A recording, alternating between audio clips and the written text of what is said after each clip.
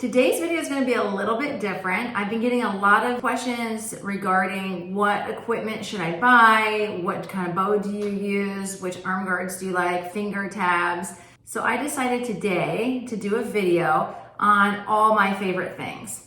I've decided to go the Amazon route. I do find that a lot of people will go to Amazon to look for their equipment as a beginner archer. Just keep in mind when I'm going through this list, it's all personal preference. This is just me as a beginning archery coach. I've been in the sport since 1991. So I've seen a lot of equipment pass through. I've been teaching classes for the last 20 years. And there's just some things that I really like and I'm kind of hooked on. So those are gonna be kind of the things I'm focusing on today. Doesn't mean it's the only option. There's definitely other great options out there. It's just things that I'm familiar with that I want to share with you. I'll make sure to put a link to all these products in the description box below. Once you click on that link, it'll take you directly to the product. And the nice part about that is you can get more detailed information on each individual product that I'm going over today. And hopefully by the end of this video, you have a better understanding when you go online of what you're going to be ordering.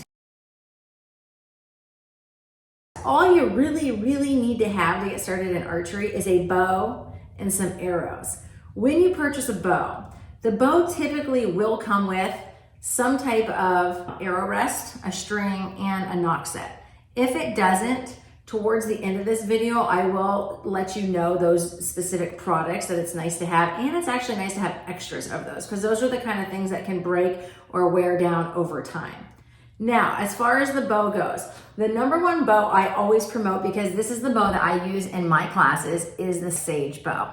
The Sage has been a favorite of mine for quite some time. It's a wood riser. This is called a takedown bow. A takedown bow means that you can take this bow apart and it'll come down into three pieces. You'll have the string, the two limbs, and you'll have the riser.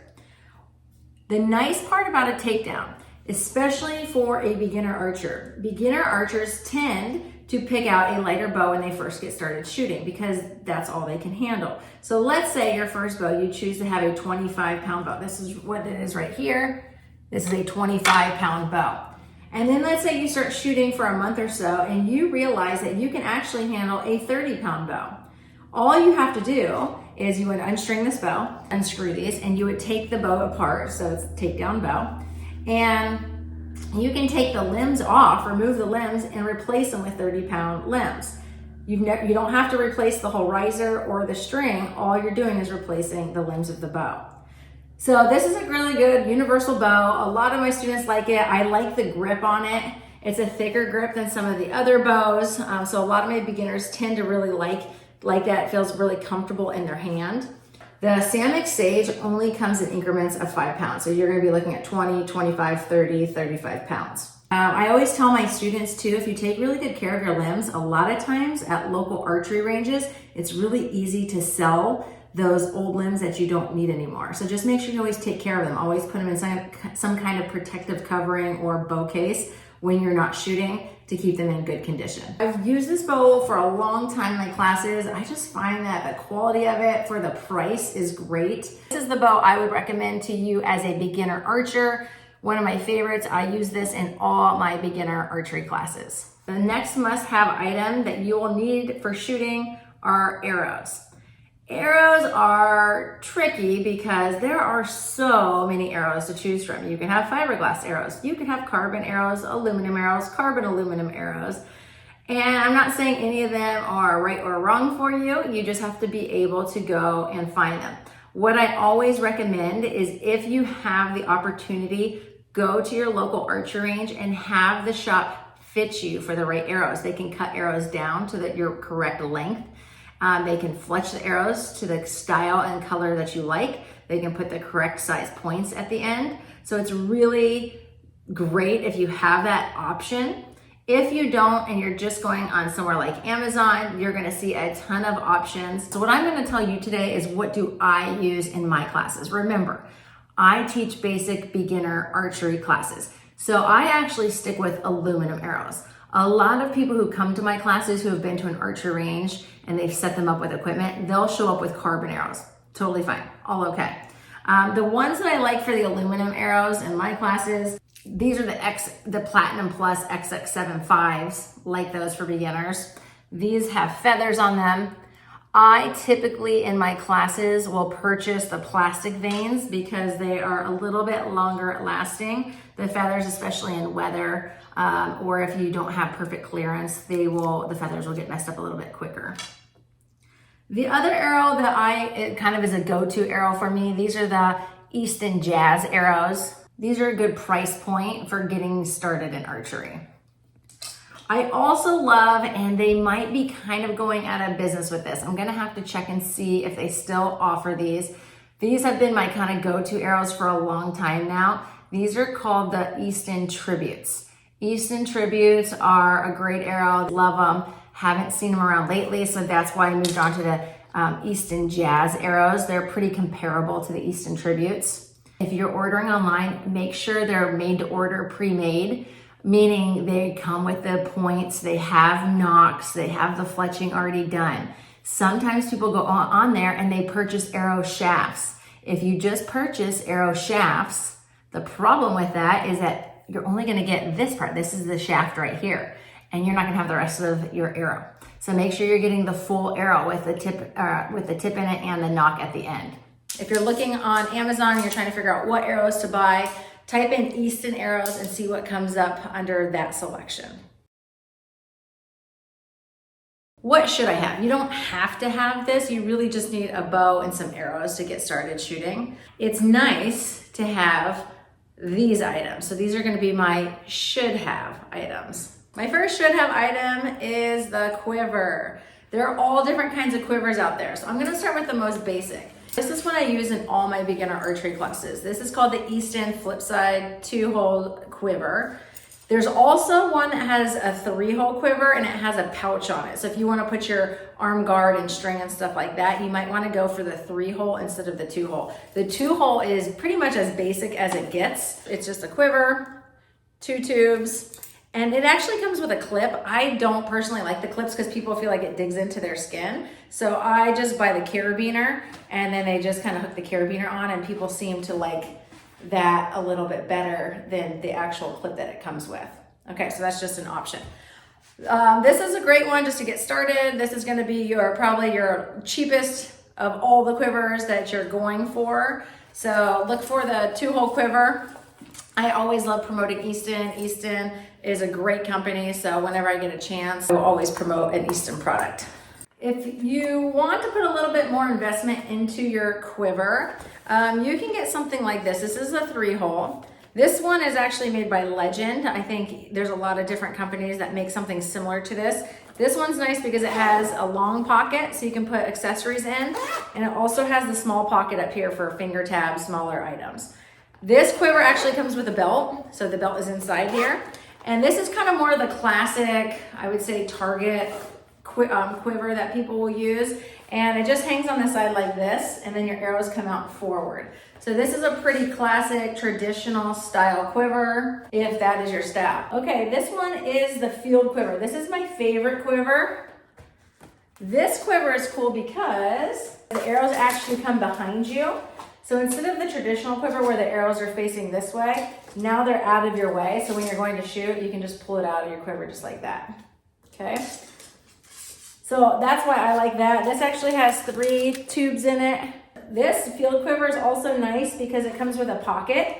So inside the pocket, you have some storage space. You can put your finger tab, your arm guard, anything like that inside your quiver. So this is called the field quiver. I love the field quiver. This is my favorite style of quiver. A lot of people do like the traditional style, but this would be my top choice. I like this one. All right, another should have item. You don't have to have this, but it's good to have this. I highly recommend it. When I used to shoot Olympic style archery, I would use a finger tab. I think this one here is a Fivix finger tab. Finger tabs are very, very personal preference. I'm not gonna tell you which finger tab to get. I'll put some links down below of some suggestions and ideas, but it's very personal preference. And the biggest thing with a finger tab, which I feel like a lot of my beginner archers don't like the finger tab is because it takes a while to mold it to your fingers. You have to shoot a lot of arrows to kind of get it to form fit to how it feels comfortable on your finger. So when an archer first tries to use one of these, it just doesn't feel comfortable and right at first until you get used to it. So what I notice is a lot of my beginner archers, they will opt for the finger glove for beginner archers. This one is totally fine, acceptable. I think on Amazon, the big one, they call it the seat top. You're just gonna place your 3 fingers inside the glove. Okay, and it's gonna be like this. It's gonna go around here. And it's gonna look just like this. I do like this one compared to some of the other ones. Some of the other ones were pretty stiff, really like a thick kind of leatherish feel.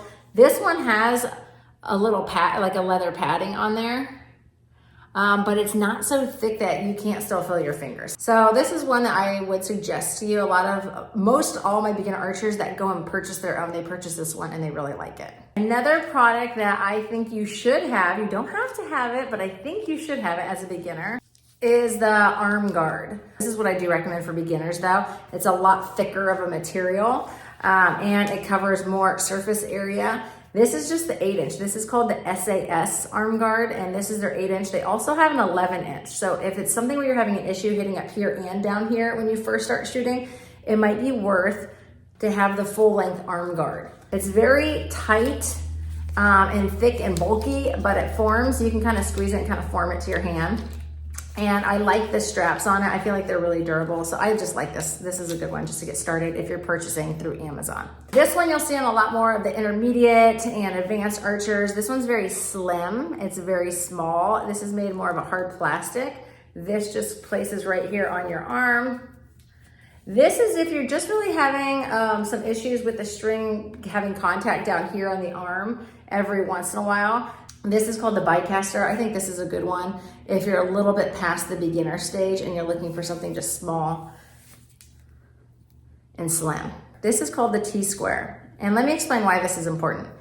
The T-square is important because the T-square is gonna help you. One, it can help you kind of locate and place your knock set on the string properly. But the T-square is also used to measure your brace height. The brace height is the distance between the inside of the grip here to the string.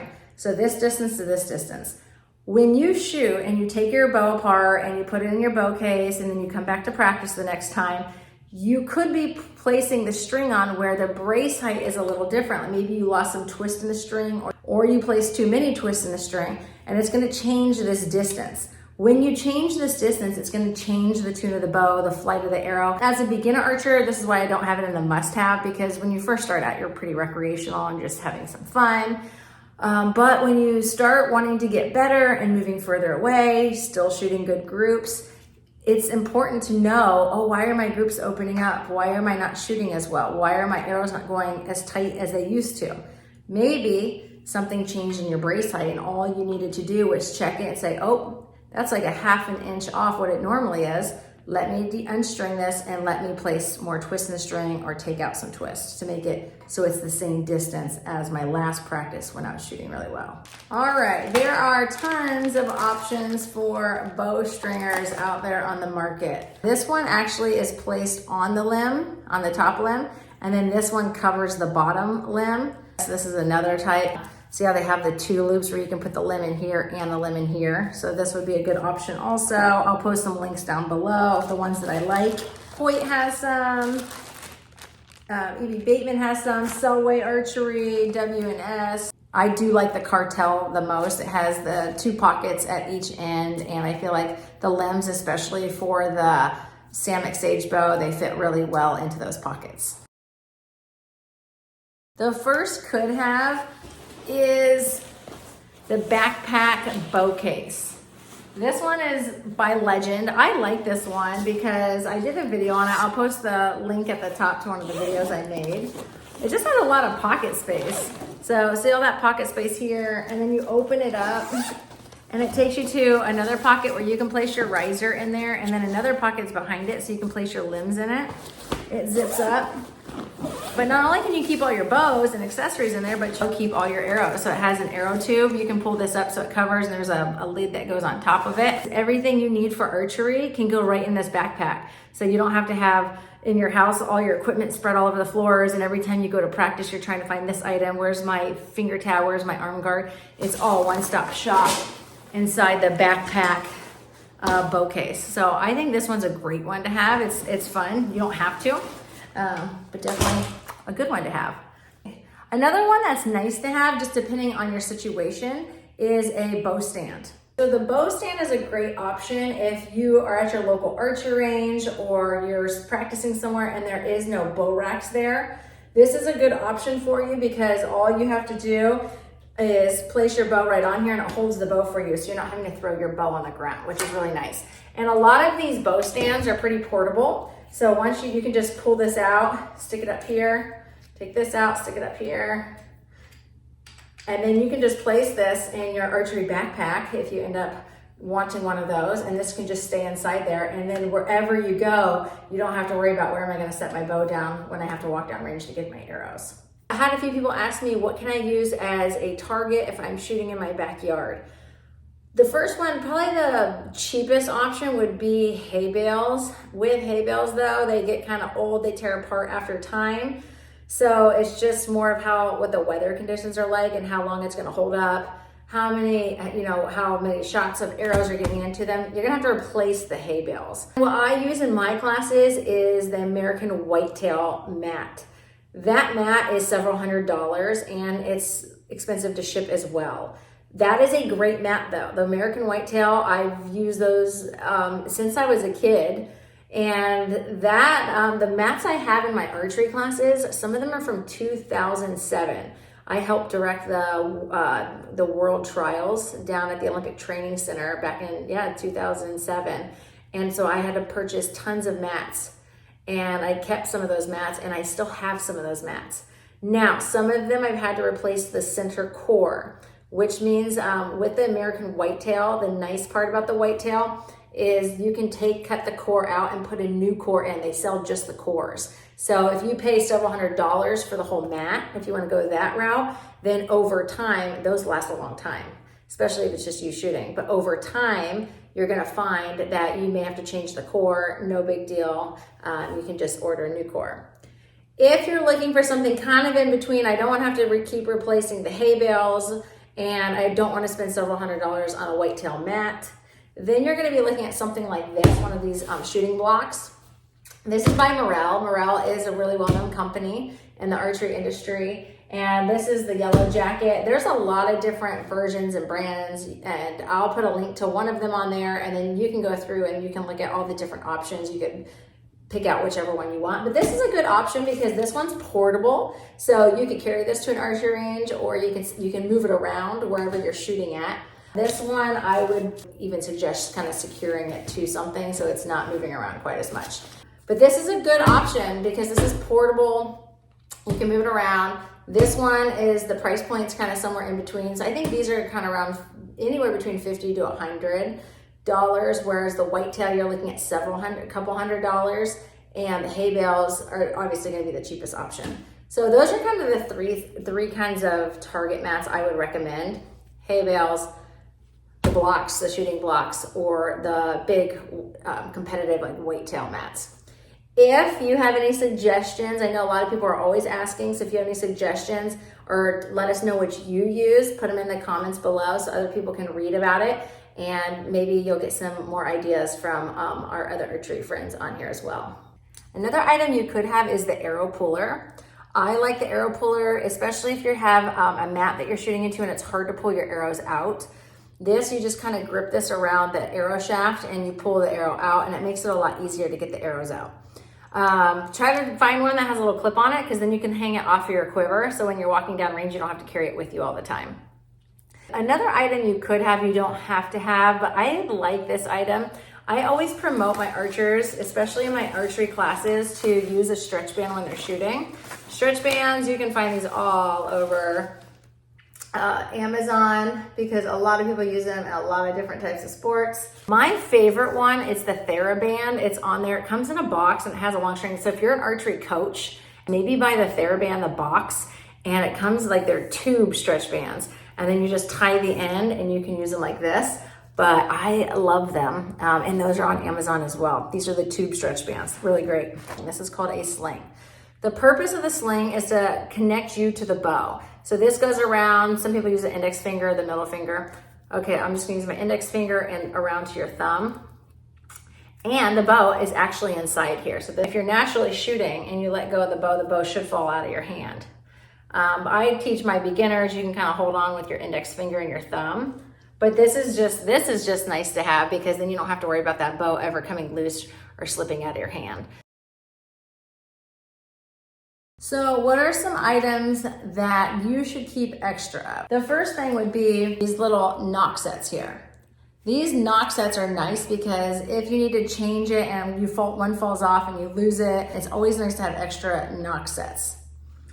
With the knock sets, you're gonna need knocking pliers. So I'll put a link in the description below on a pair of knocking pliers, but the knocking pliers just help unclamp this from the string and also to help clamp it back on. So it's really nice to have this with some knocking pliers.